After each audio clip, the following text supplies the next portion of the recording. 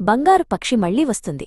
సూర్యాస్తమయమవుతుండగా పచ్చని చెట్టు కింద కూర్చుని తాతయ్య విశ్వనాథ్ తన మనవరాలు నవ్యకు ఒక అద్భుతమైన కథ చెబుతున్నారు.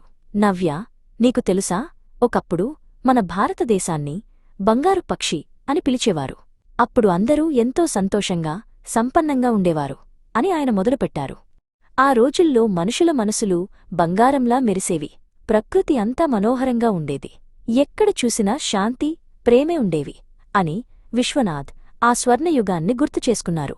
నవ్య కళ్ళు పెద్దవి చేసి ఆ దృశ్యాన్ని ఊహించుకోసాగింది. కాని కాలక్రమేణా ఆ వెలుగు తగ్గిపోయింది. ఇప్పుడు చూడు నవ్య, లోకంలో పేదరికం, బాధలు కనిపిస్తున్నాయి. ఆ బంగారు పక్షి ఎగిరిపోయిందని అందరూ అనుకుంటున్నారు అని విశ్వనాథ్ కాస్త దిగులుగా చెప్పారు. నవ్య తన చేతిలోని ఒక పాత రంగులు వెలిసిన బొమ్మను చూస్తూ ఆలోచనలో పడింది. అప్పుడు విశ్వనాథ్ నవ్య గుండెపై చేయివేసి ఇలా అన్నారు. నవ్య, ఆ బంగారు పక్షి ఎక్కడికీ పోలేదు.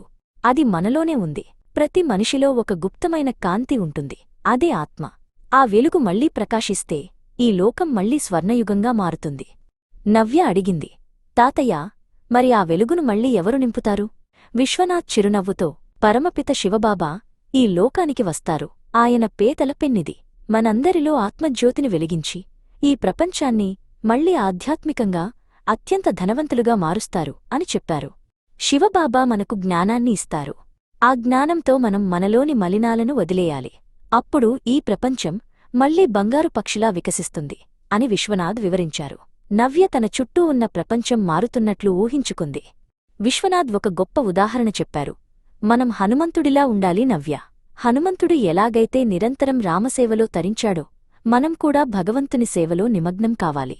అలసట లేకుండా ఇతరులకు మేలు చేయాలి. హనుమంతుడు తన హృదయాన్ని చీల్చి చూపిస్తే అక్కడ కేవలం రాముడు మాత్రమే ఉన్నాడు. అలాగే మన మనసులో నిరంతరం ఆ పరమాత్ముణ్ణి ఉంచుకుంటే మనకు విజయం తప్పకుండా లభిస్తుంది అని తాతయ్య పలికారు. నవ్య, నువ్వు కూడా హనుమంతునివలే ధైర్యంగా సేవా దృక్పథంతో ఉండు. మనసులో బాబాను ఉంచుకుని పనులు చేస్తే నువ్వే ఈ ప్రపంచాన్ని మార్చే శక్తిగా మారుతావు అని విశ్వనాథ్ దీవించారు. నవ్య గట్టి నిశ్చయంతో తల ఊపింది. సూర్యుడు పూర్తిగా అస్తమించినా నవ్య కళ్లలో కొత్త వెలుగు కనిపిస్తోంది.